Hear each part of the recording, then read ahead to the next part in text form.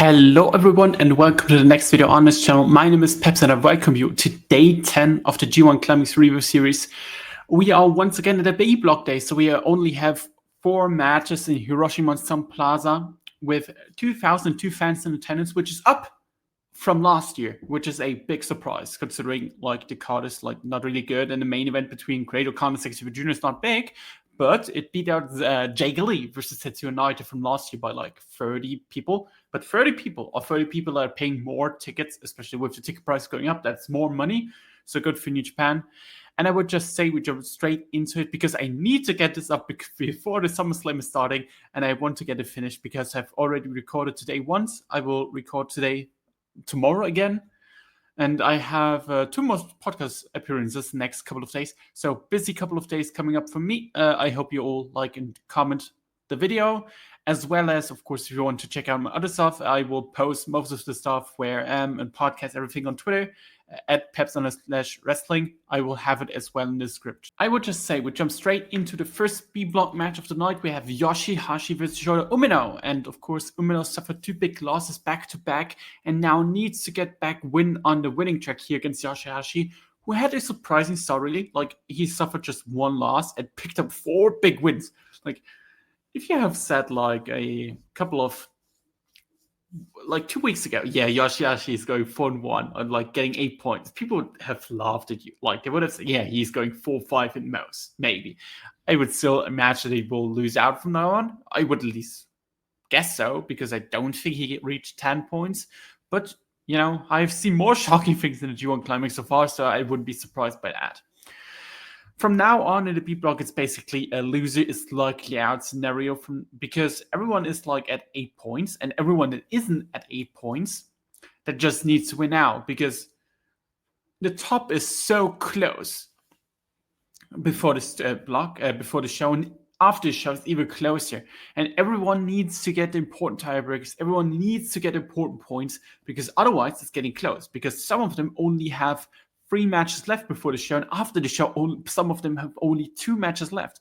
So they need to score points, and that is the case here as well with Shota Umino and Hashi, of course, because, well, let's be real. If Umino needs to go through, he needs to win here. And this was basically a very slowish match from the early beginning with Umino controlling the match, and I thought this was personally one of his better outings, as he's really more aggressive here, while Hashi plays his role as this underdog veteran well that always finds his way back into match and everything. Umino especially put a lot of spikes behind the powerbomb that he hit, as well as his knee strikes, which I liked. Like, they were so brutal and so loud. Maybe even his best ones yet so far. Meanwhile, Hashi had the cool, fiery comebacks, and Umino up really well for them, so that he made them even look even better. Like, the crowd was totally into that, especially what Hashi was doing. Umino got some chance too, but of course, the match was laid out to Hashi getting all the love by the crowd. One of the things I noticed is that towards the end of the match, when the near fall started, Umino, dude, I love you. Like, I always slander you, but I still like you. You really need to stop looking at your father, like the referee, Regis, so obviously blatant when someone pins you. Like, you need to imagine, right? He gets pinned, he lays when he gets pinned, he just lays on his back, and normally you look like up with your eyes closed, maybe your eyes open that you maybe can see something, and he just goes with his head to the side and looks like, okay, when do I need to kick out? And I do not get it, because it's like one of the most important things to not make the near falls look obvious. But, they decided, doesn't matter here. So we just did it anyway. In the end, then Hashi went for the karma. Shota Umino countered it twice, once into a roll-up counter, the other one into a roll-through. Umino then hits the lariat and hits the second chapter to pick up the 2 important points and get to 8 points. I thought this match was good. Like, it was maybe a bit too low, a bit too slow at the beginning, and maybe a bit too long, and it could have shoved off 2 or 3 minutes, but it's most likely just, okay, Gabe Kidd is not there. So we need to get some time here so that the fans get their price worth. And I thought that why it wasn't overly too long, so it didn't really hurt the match for me personally. I thought it was just a good little opening match, exactly what you want from the show. Then we go on to Shingo Takagi vs Alantasmo, and it has like an even more important match that it is, because the loser of this match is mathematically eliminated from the tournament, and it's the first one in the entire G1 that will be so. They had a silly feud over the KOPW back in like 2022 with the "Who is your daddy" stipulation and everything. Like, that was like totally silly. I liked one of the matches. I don't really know which one it was. I believe it was the first one they had for the belt. It was one of the first one. I would need to look it up. So I was really interested into that. I liked the one at KOPW, I believe. Yeah. That was the Who's Your Daddy match, funny enough. Jesus Christ. I do not remember this. Yeah, I do not want to remember this. And they started off this match with the kind of a bit sequence to go back to that, and I thought it was okay. Then they went quickly to the outside with ELP doing a dive, following up with a moonsault from the ring post to the outside, which was well done. And he finally switched up his style to get to the outside, because normally he did like a 2 or 3 same dives, but this time he kind of changed it up a bit, which I thought was good. Takagi on the underside seemed motivated as well and worked really hard here. He hit a Death Valley driver on the apron that was like nasty as hell, as well as a great superplex from the top rope that I enjoyed. In the end, Takagi wins after the pumping bomber and then hits, of course, the last of the dragon to get the 2 important points. And I thought, to give my overall thoughts on the match, I thought it was like the best ELP match of the tournament so far. His annoying tendencies that I have pointed out a lot, if it's like timing issues or just not the sense of urgency, they were completely not shown here. And I thought he worked great here with Shingo. Like, especially the urgency part was something that was really cool, because you notice with both, the longer the match went, okay, I need to win this, otherwise I'm out. And both, like, they didn't say it, but they just screamed it, pretty much. Their aura screamed it. So I really liked that. There were some things, like some transitions that I didn't like, but that's like with every match. Otherwise, I would say overall a good result, a good match. And with the result, of course, Alantasmo was the first one eliminated with a record of 2-5. 5 losses in the first 7 matches. Brutal. Like, he won against Gabe Kidd only via forfeit as well. So technically he only won one real match, and it was on day 2 against Konosuke Takeshita, which is like really interesting to follow, because Alantasmo and David Finlay, of course, both, who maybe together with Gabe Kidd, who of course doesn't count really, and Zack Sabre Jr. are like the top foreigners in the company, are struggling in terms of the result. Zack started really bad as well with 2 losses early, but he now got himself back into the mix. Meanwhile, Shingo Takagi, of course, now is at 6 points and needs to win pretty much out from now to even have a chance to go through. He still has 3 matches, so he can still reach 12 points, but he also has Drilla Moloney, Ren Narita, and, of course, IWGP World Heavyweight Champion Zack Sabre Jr., who also can't really lose the match right now. So it will be very interesting if Shingo even has a chance to go through, especially with the tiebreakers being the way they are. Then we go to the semi-main event. Konosuke Takeshita is facing Drilla Moloney, and on paper, this was maybe the best matchup Drilla can have in this tournament so far, because they can have a very simple match layout. Hard-hitting, never-ish style, like whatever it is, you guys get me. And that is exactly what I should have gone for. Instead, we had Takeshita dominating Drilla for the first like 7 minutes, and it felt like nothing. Drilla tried to find his way slowly into the match, and while it makes sense from a kayfabe perspective, and likely they got more time due to, of course, Gabe Kidd, it just felt like they were going for hours at the beginning. Nothing really happened. And if they cut like 5 minutes of the match, went like 10 minutes straight, non-stop action, I think this would have been very much way better from the early going. But, in the end, the goal was to get the crowd behind Drilla Moloney, and they were able to do that because they were behind Drilla Moloney for most of the match as well as most of the tour, which, is the goal of the match. So it seemingly worked. Once they kind of went 50-50, even though it was really never 50-50, because Drilla was never really seen or presented as a threat in this, it got better, in my opinion. There were like multiple Drilla killer attempts, but always Takeshita shut them down. In the end, he countered the Drilla killer attempt into the Raging Fire, which was a fantastic finish to win the match. I would still say it was kind of a nothing match. It started at least so. It got okay-ish by the end, but like the first 8 minutes or so just were there.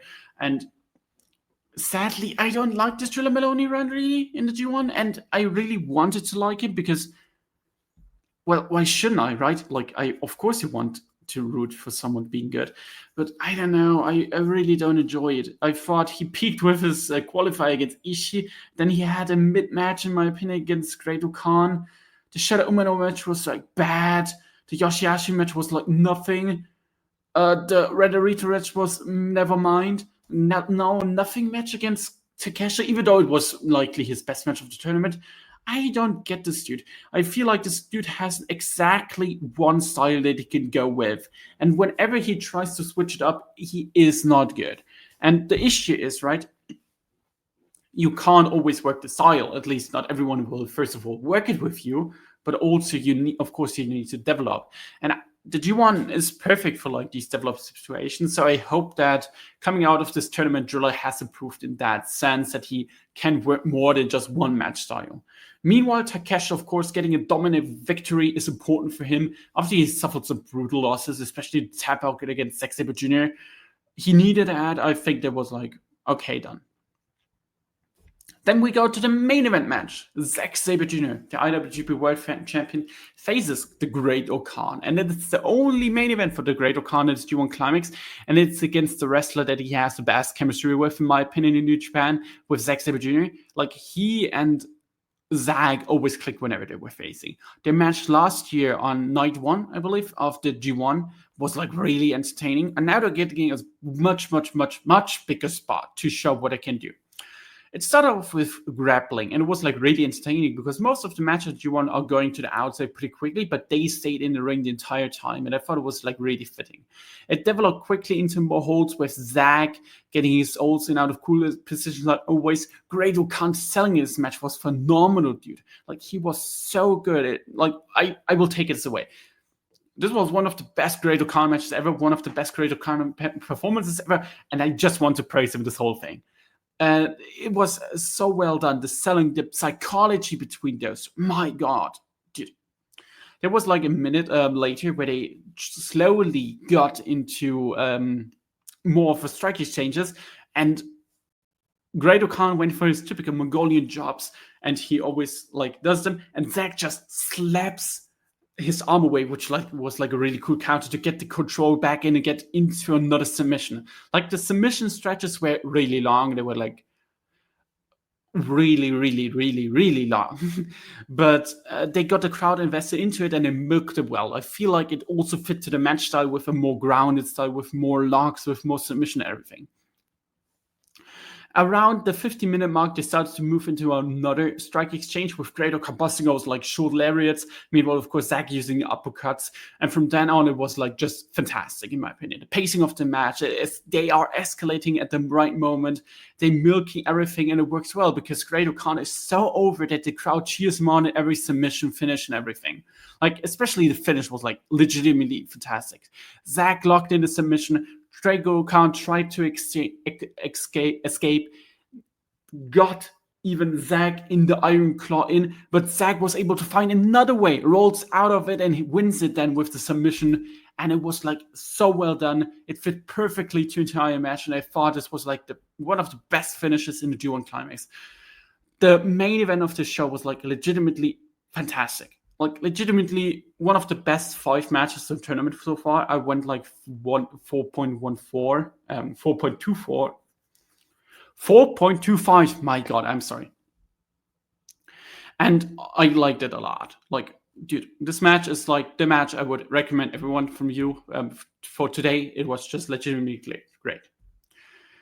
Overall, my thoughts on this day were the opening match between Shadow Umino and Yoshihashi was fine. Shingo versus Alantasmo over-delivered, in my opinion, compared to my expectations. Takeshita vs. Drilla Moloney was likely the best Drilla match, but also the worst Takeshita match. And Zack vs. Great Okan was legitimately fantastic. Overall, I would say it was a good day. Another good B block day. I feel like the main events are carrying out this block because the middle stretch is like really, really, really nothing for me personally, and I just don't enjoy most of the matches, not only matches but also wrestler in the block. Then of course we have day 11 tomorrow, and we are in Fukuoka with another A block day. Callum Newman versus Bolton Oleg, Taichi versus Ryohei Oiwa, Sanada versus Yuya Uemura, Evil versus David Finlay, and Hiroshi Tanahashi versus Yoda Tsuchi in the main event of the show, which looks like a really cool card. Like, the main event should be great. I'm hyped for Taichi versus Oiwa. Callum versus Bolton should be good. The 2 hours of torture match could be either whatever, but like just good. Like, Uemura versus Sanada had 2 good matches, but they were more of an opening spot. Now they will likely get more time, so I'm not sure how this will one go. Then we jump into the stats part. We have in the B block first, we have 7 wrestlers tied at 8. Drilla Moloney, Great Okan, Konosuke Takeshita, Ren Narita, Shota Umino, Hashi, and Zack Sabre Jr. Meanwhile, Shingo Takagi is at 6 points, and then at 4 points is Alantasmo. Of course, on last place, Escape Kid with 0 points because he forfeited all his matches. An interesting block, to be honest. The last couple of days will decide everything. Every match is important. Some, of course, have a match more already that do it to the Gabe Kid one, while others don't. So it will be interesting how this one plays out. Personally, I still think that it's likely Zack, Shota, and either Takeshita or Ren Narita going through. Then we go to the match times. And number 1 is still Konosuke Takeshita with 1 hour, 45 minutes, and 55 seconds. Number 2, Zack Sabre Jr. only 5 minutes behind, and he has some match less, which is like very interesting. Then we have Shota Umino, and of course a lot of the A block matches. Then Great Okan, Alantasmo, Shingo Takagi, and then of course the last 3 are Drilla Moloney, Ren Narita, and Hashi, all under 1 hour, which is like very interesting. So we will see how this one plays out by the end. I hope you all enjoyed this video. Leave a like and comment down below. I will be back tomorrow. I will quickly cut this and upload it so that we'll have it up before SummerSlam. Please bear with me that was able to do that. You will, of course, see it. So until tomorrow, bye-bye.